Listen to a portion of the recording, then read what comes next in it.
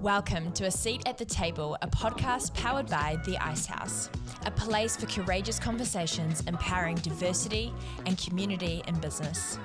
You are part of the conversation and have as much to say as anyone else.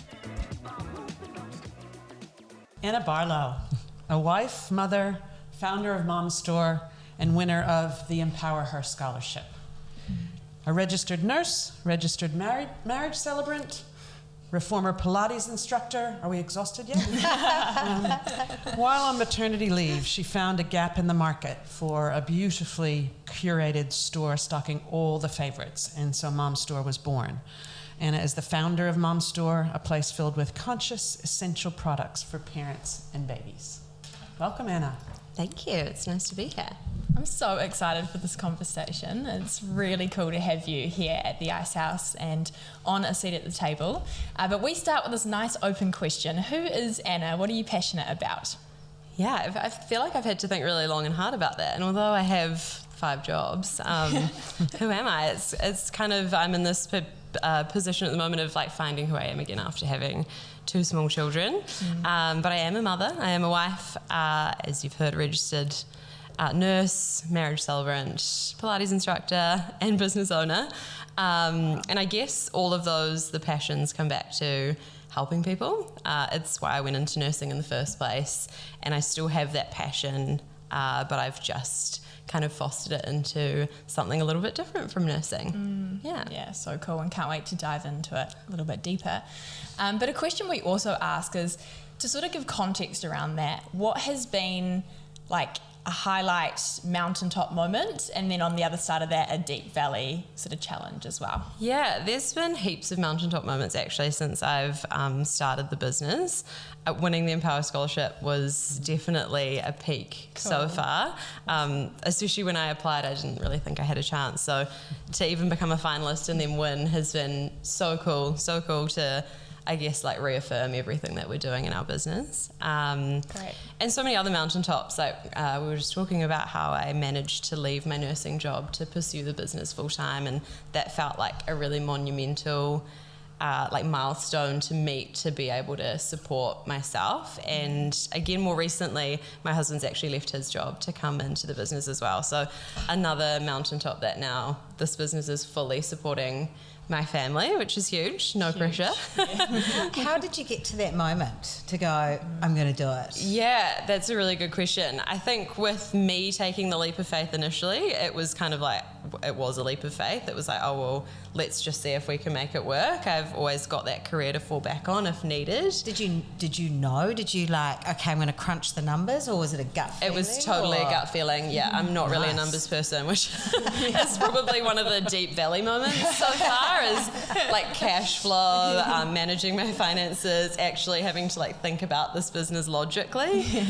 For so long it was a passion project and a hobby, and so having to turn it into like a business that makes money has been a really interesting experience for me. Like I always say, I'm a nurse, I'm not a business person, but I guess 3 years deep now, I have to start calling myself a business person. Own it, so that's probably one of the deep valleys actually, is working out our numbers, and now we have to really know our numbers because my family completely relies on this to get by. Yeah. Put a roof over the head and food on the table is kind of important. Yeah, it's crazy actually. It's not an unusual kind of transition to have to make, but you know, between knowing something and being passionate about it, and then realizing what it means to run a good business, a sustainable business, a profitable business, and so on. So, amazing, and not always easy. No, definitely not easy. Smacks you in the face. You learn to love the numbers. Yeah. It's something that we've been working on this year. It's definitely, and that's come kind of out of the courses that I've been doing, is like how I actually get to know those numbers. And just because they tell a story, that's the way to look at it, in my opinion. It's important to understand the story they're telling so you can make good decisions. Absolutely. That's exciting to hear. For those listening going, what's Mom's Store? Tell me a bit more about it. How did it all come about? What was the aha moment behind it, the story? I've always wanted to own my own business. That's just, my parents were business owners, and so I never really knew what it would be. And going into nursing, people might think, well, you were never really going to own your own business going into nursing. But I was 17 and had to make a decision. So I went into nursing, and along the way I've kind of figured out where I might like to go with owning a business, and having children and spending lots of money on my children is what kind of caused me to start Mom Store. So it was all of these things that I was buying along the way for my firstborn, all the things I've been told that I needed and found that I wanted, and I ended up buying them from about 10, 15 different places, and was like, well, why has no one put all of this in one place? You know, shipping's expensive. I wanted to create that one-stop shop, I guess, that people could come and know that they were getting like a really good quality product, a recommended product. Awesome. Yeah, so cool. And what's the uptake been like? Because from the outside perspective, you're building a community around this business. Yeah, that's been the biggest thing, I think, and that's the point of difference in what some may see as like a really saturated market now, is to build that community around it. So a lot of my customers are my friends now. We chat all the time, and I see their orders come through all the time, and a lot of them have had not only their first baby but then their second, and then they're buying for their friends. And so I definitely feel like I've built a community around it, which has been why it's been so successful, is to have those repeat customers coming back, and that bond with them. It's been very cool. Do you think that like old school or old fashioned personalised service is coming back? Oh, 100%. Yeah, 100%. Been seeing that as well. Why do you think that is? I think people are a little more like cautious of where they spend their money now, and they like to know that it's going to a family and like keeping someone's family going, as opposed to giving it to like a big corporation. I feel like that's definitely the response that I get from my customers.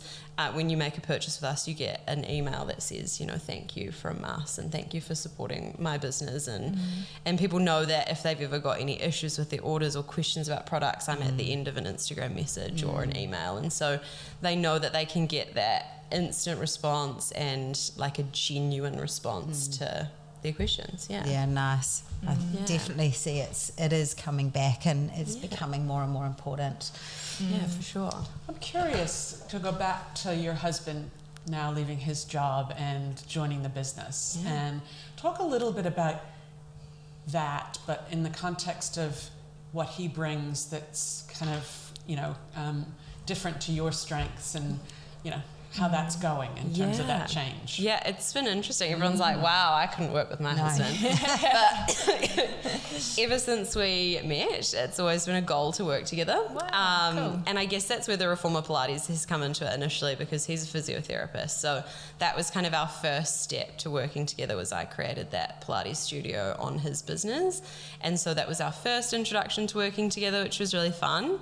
But that was kind of working together in one sense, but not every day in the same office, which is currently our situation, every day in the same office.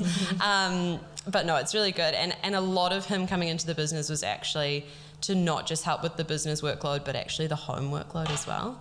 I was just listening to Felicity's podcast before I came here, and she said women can do anything but not everything. And that's something this year especially.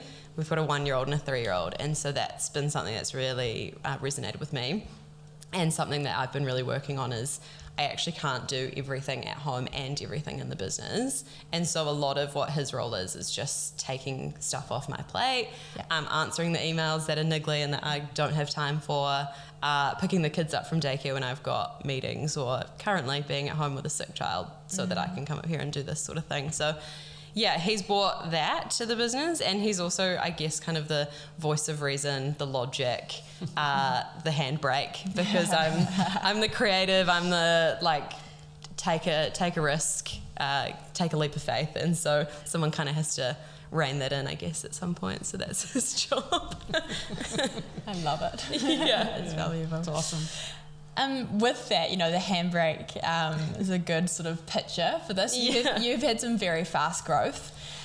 What has been that experience like for you, and maybe some challenges of that fast growth? Yeah, so a lot of our fast growth came with COVID. At that point in time, I was working from home. We were able to dispatch orders really quickly, really safely. It was just me in the business at that point.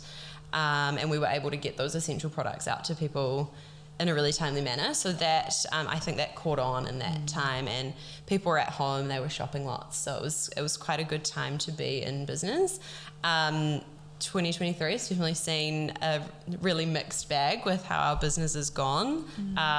Obviously inflation and the recession and things have definitely had an impact on our business, and that like more thought out spending from people. Yes, yeah. So that's been a real challenge. We kind of went from really accelerated growth and buying lots of product in, and with COVID we had to buy lots of product at any one time because things were going out of stock and production was stopping overseas, and if we didn't stock up we'd miss out. So lots of taking on lots of stock and then slowed spending in 2023 has meant we've probably got too much stock, and so that's been a real juggle for us with the finances, balancing stock levels and trying to predict people's spending habits, which has been really challenging. How do you do that? Like, how do you manage that? What are the rules? Yeah. What are there rules? I mean, there are. We're just still trying to figure that out, I guess. Like, that's so new for us because for a long time our recipe was buy the product in and it would sell, and there wasn't that much thought that had to go into that, I guess. And this year has seen, if I buy that product in, how long is it going to take me to shift it? When am I going to get that money back to buy different product or more of that product?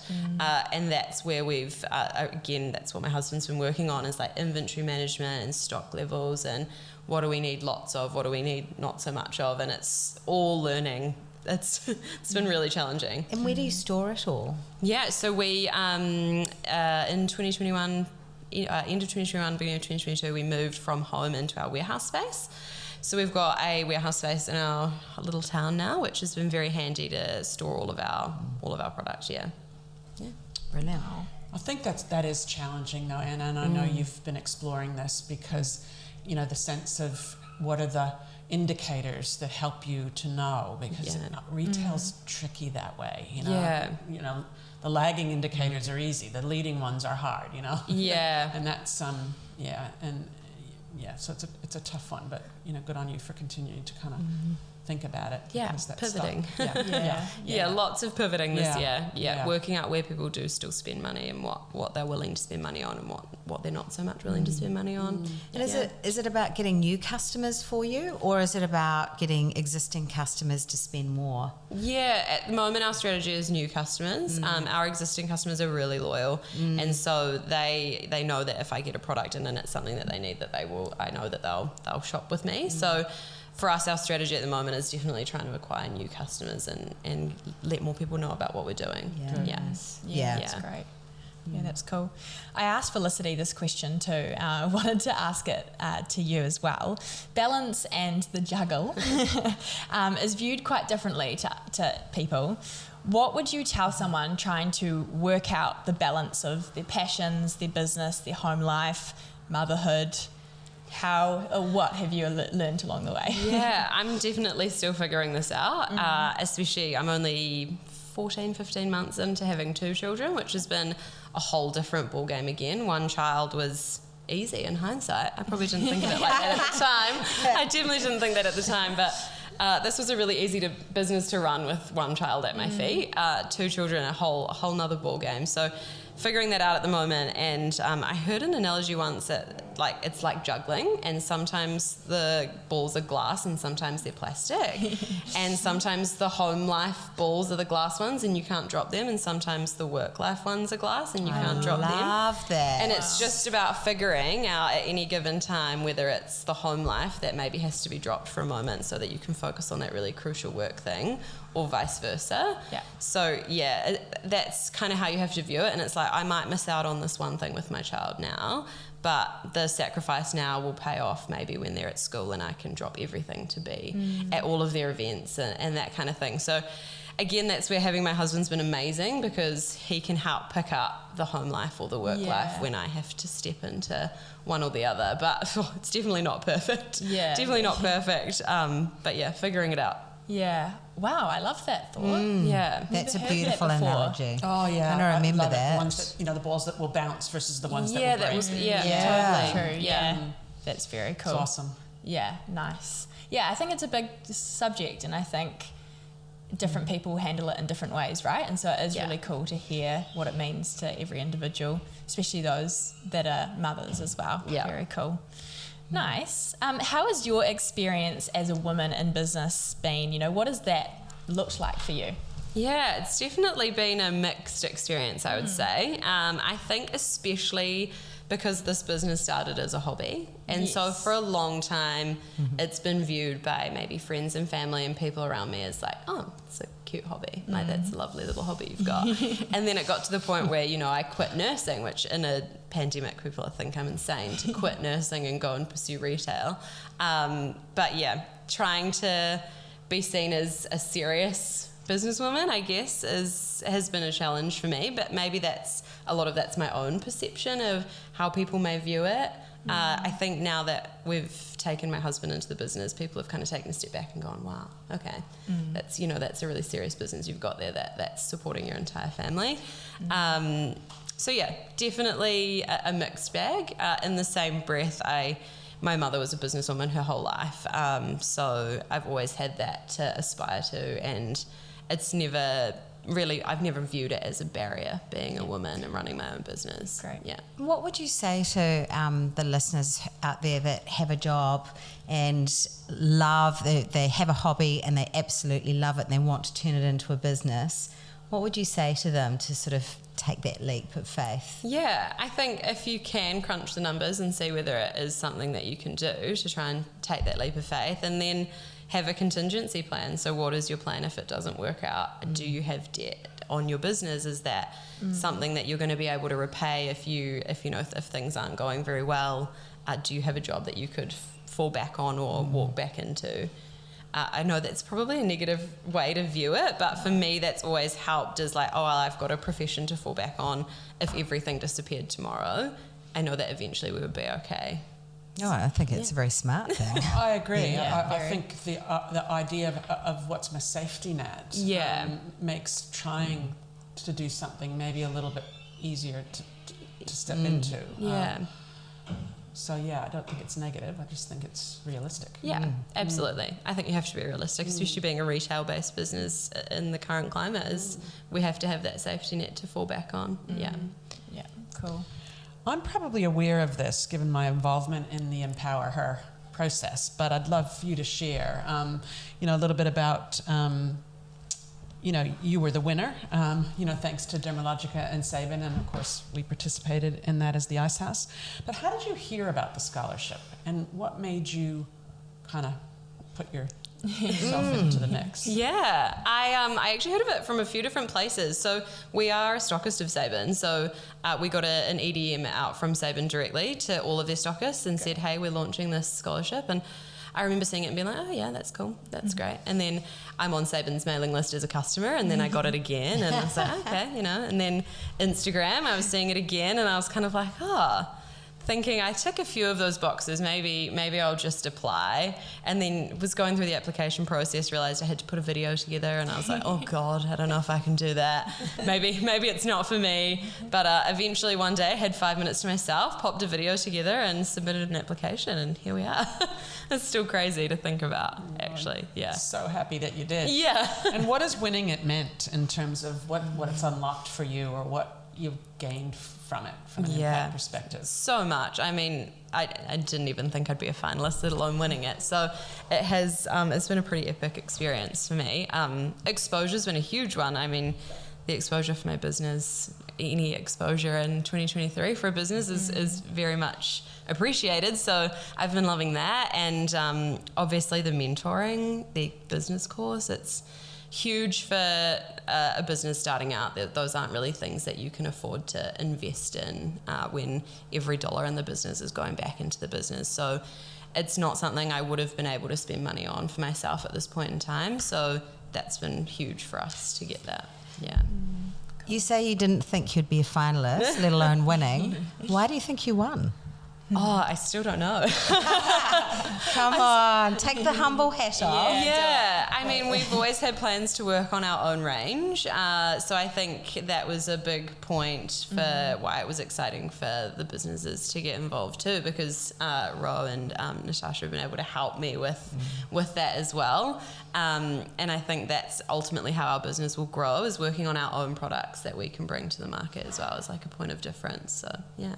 Nice. And lots of opportunity. Yeah. There's a huge amount of opportunity, and you've seen a big gap in the market. So it's kind of one, like you should be patting yourself on the back. Yeah, I guess so. I love the story as well of like being on maternity leave and seeing like, hey, I need this, and so if I need it, others will as well. And I've actually got a few of my friends that have had like huge life-changing moments or started businesses from maternity leave because they've had a bit more time or a little bit more space, just them. But also they've seen a need, and I think it's really cool to see businesses coming out of that time. It's it's amazing. It's very creative and very needs driven, right? Which makes for a good business when you're solving a solution. Yeah, and cool. Everything that we stock, I'm using myself, or I would plan to use, or I would if I was in that situation. So I think people know that they're getting a sure thing when they shop with us. Yeah, it's cool. I'd love to hear, what were some of the key takeaways from that mentoring with the teams? You know, what did that look like for you, and what did you take away from those chats with Natasha and Roanne? Yeah, so I'm still in the process of mentoring with them, which is very cool. We're about halfway through now. And it's cool because they both bring such different things to the table. Although they're both running companies, they're very different industries, and they both have different leadership styles. And so that's been really cool to absorb a little bit from each of them. Cool. Yeah. With Roanne specifically, we've been working with...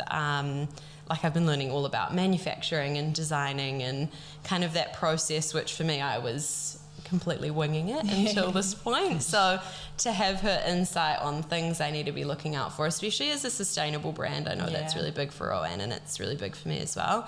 So getting that insight on what to look out for when choosing manufacturers, she's helped me redirect from where I was initially going into a better situation with that, so that's been really cool. And then with Natasha, one of the big things we've been looking at is like people management, because that's all new for me. I do have a couple of staff now, so it's looking into that side of things, as well as inventory management and managing distributing product and that kind of thing. So it's been very cool. Amazing. And they're both so down to earth. Like, we've had them both on the podcast, and they're just incredible people, right? And both mothers, which I think really helps. They've both been where I am with really young children, and they understand the juggle.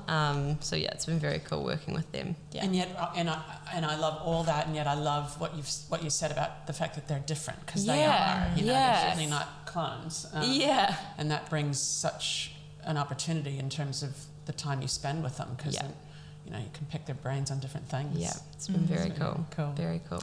Is there any advice you'd give yourself right back at the start of the Mom Store journey, now knowing what you know? Yeah, that's like a golden question, isn't it? I mean, I was asked that the other day, like, is there anything that you would change? And I don't think I would change anything major, because if I did, I probably wouldn't be in the situation I am now. But definitely things like knowing your numbers and finances. I think for so long, because I didn't need the business to sustain me, like I was still working, I didn't really think too hard about that. It was kind of like, every dollar that came in, it just went back into the business, and that was lovely. And then I've realized that I need to actually pay for things like overheads, which we didn't have initially because we were working from home, and slowly our expenses have crept up and we've needed different things. So knowing the finances, definitely key. And then having people like a mentor or someone who can give you advice, who's been there and done that, I think is really helpful, which isn't always easy to find when you're starting out, I think. It's such a good message, because I think too often we think, why would someone help me, and yet people are so generous when you just ask. It sometimes surprises you that, people who have a lot to add will just share some experience, and then that comes a lot of value. So, so true. This year has been tough for everybody. How have you got through it?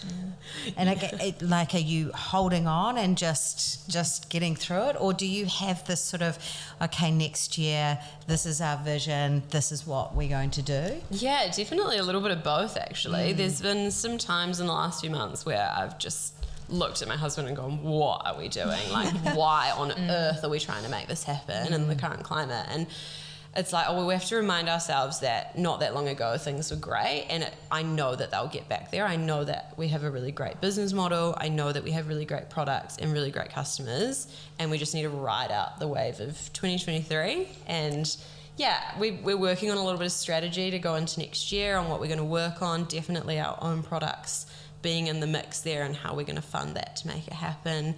And knowing that once we do, and we know that if we put money into these things, that we will get it back. It's going to be a bit more of a slow grind, but yeah, a little bit of bracing ourselves at the same time. So there's hope. Yeah. There's light at the end of the tunnel. Yeah, I feel like there is. There is. And Christmas definitely helps being in retail at the moment. It's a mixed bag, but we're hopeful. Nice. And what do you do as an individual with everything you've got going on to fill your tank, to in those hard moments to have some time for you? Yeah, that's something that's only kind of just coming into play now. I think that comes with having toddlers as well. It's super hard to make time for yourself. My children don't really like sleep either, which is just such a joy.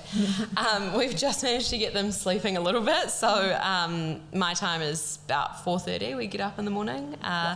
Have hot coffee, breakfast, and do a workout before they wake up. They generally wake up between 5:30 and 6, which is not a great time of day. It's not a great time of day. It's light now. Yeah, it's light now, but I think that's why they don't go back to sleep. So, can I ask a question? Yes. How are you getting up at 4:30 when you're not getting any sleep? One of them's just started sleeping through the night. I don't want to jinx it, but they are sleeping through most of the time now, unless they get sick. We have been working on that a lot lately because 4:30 wasn't happening before that. Okay. Yeah, it was really hard, but we've realised we need sleep and they need sleep, and then we need that time in the morning, I guess, before they get up, which is like our time to work out.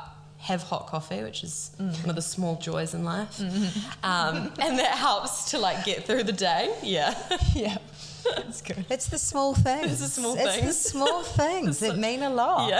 I think that's what life is about. It's just like... Absolutely. Yeah. Those pleasures. Nice. So true. Impressive. I like it. And I think I'm sure there's those listening being like, oh, thank you for your realness. Yeah. It was like when we asked Ro, like, how do you juggle, like how do you balance motherhood? And she was like, just a whole lot of coffee. A whole lot of coffee. At minimum 3 shots a day, if not 4. Otherwise, I just don't even talk to me. And then you get told by the naturopath, don't drink so much coffee. I'm like, come on. Get real. I love the realness. It's very good. I want to take a moment to, I'm sure that there are people on the other side of this that maybe want to apply next year, but they're on the fence, or maybe thought what you thought, oh, that's not quite for me, or maybe I'm not big enough. What would you say to the people that are on the fence about applying for the same scholarship in 2024? What have you got to lose?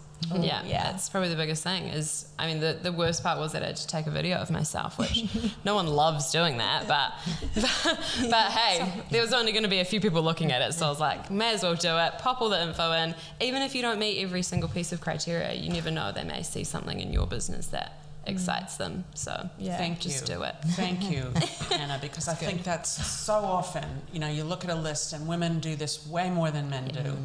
Sorry, men who might be listening, but they'll look at a list of 5 things, and if there's 2 on it that they don't meet, they won't bother. Whereas men, if there's 2 that they do, they will. Yeah, exactly. And we just have to, as you say, take a risk. Yeah. Go for it. There's really nothing to lose. Yeah. Take the humble hat off. And just be a little selfish. Yeah. But if you really believe in what you're doing in business, then give it a go. Other people will believe in it as well. Yeah. Totally. I'll sense that.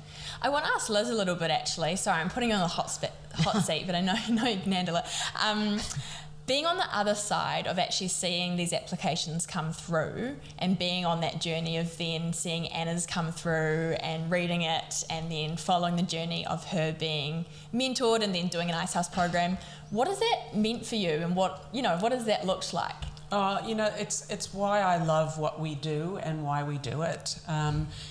you get such inspiration from people like Anna and the other people who applied for scholarships. It was tough. It was not an easy, process. It never is. But you just feel so privileged to be let inside their world and to understand a little bit more about the journey they've been on, and then get a sense of how you might support and impact the way they look at the future, and create an environment, whether it's in the coaching conversations or mentoring conversations with Roanne and Tasha, whether it's in the Taking Your Business Forward program or wherever it is, environments where it's safe to just provoke and challenge people like Anna a bit around what they need to do, not what they want to do. And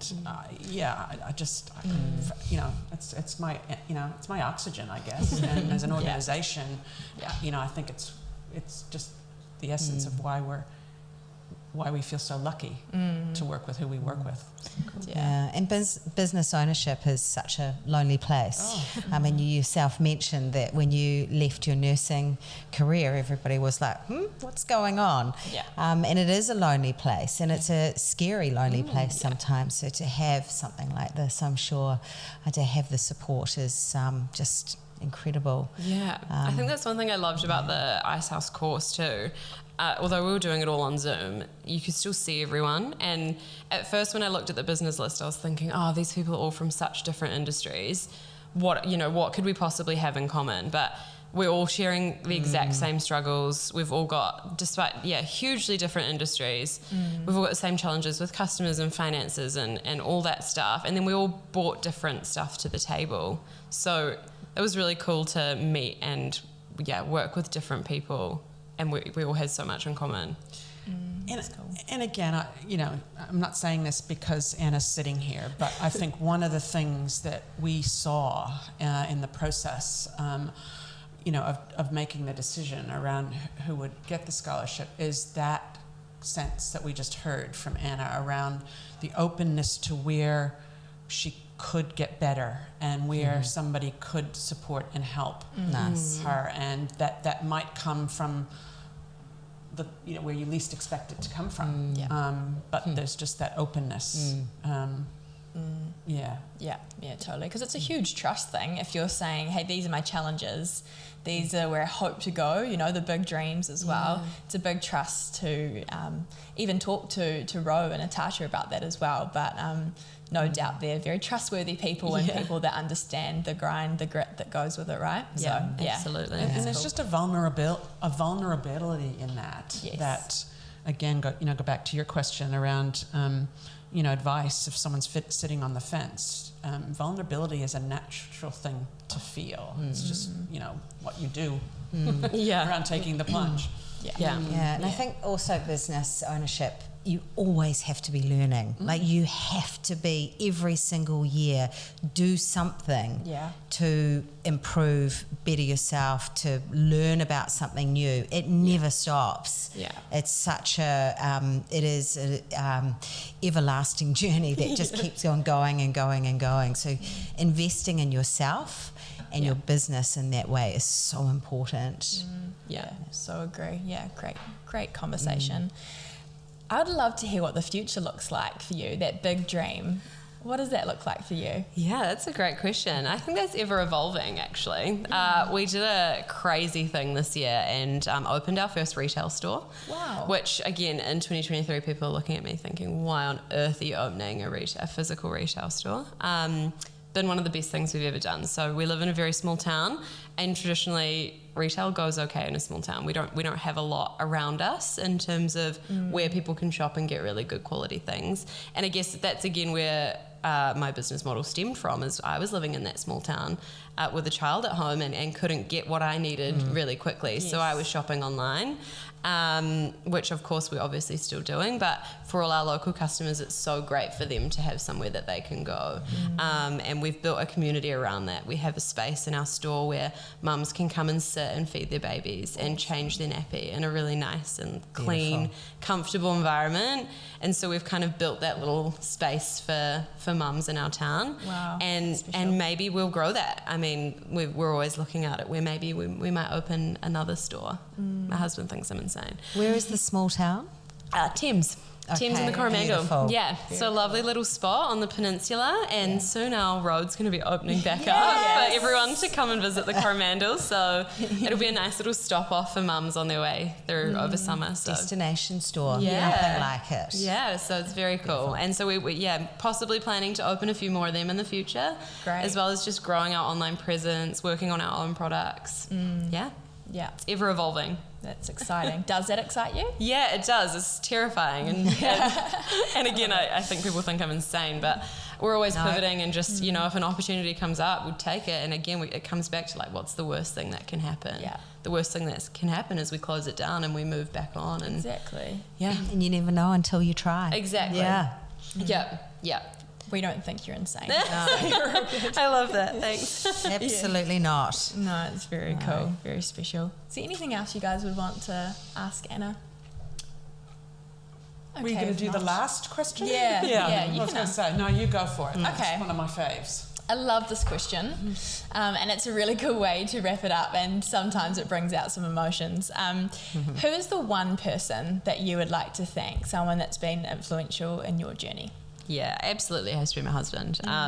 Cool. The fact that he was happy for me to quit my stable nursing job and take that initial leap of faith. There's been many moments where we've put like every ounce of our savings into this business. So that, again, huge leap of faith for our family to do that, and then him trusting me that I would do something decent with it, and quitting my job, and then now he's taken the leap of faith and quit his to come and work with me. So he's been huge, and he's instrumental in keeping all the balls being juggled with home and work and everything. So yeah. Oh, yeah, that's so cool to hear. I love that. You guys sound like an incredible team.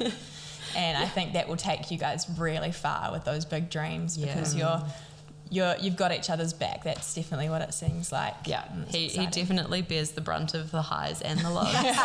The tears and the emotions and everything that comes with That's what they're there for. Totally. And now that he's in it, he can kind of understand a little bit more the ebbs and flows of why it is such an emotional journey. Yeah. It must be nice not having to be like, okay, here's the whole context behind it, and every time there's something small that happens, it's like you're both on the same page. For sure. Work it out together. Oh, that's very cool. It is. It kind of gives me goosebumps. I'd love to meet him one day.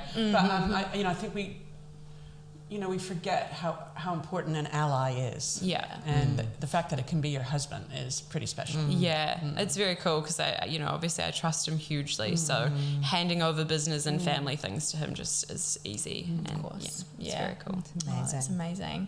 Anna, thank you so much for being on A Seat at the Table. We have loved our time with you. You're amazing, and we can't wait to see what 2024 and beyond looks like for Mom's Store. Thanks so much for having Bring me. it on. Bring it on. Bring it on. Let's do it.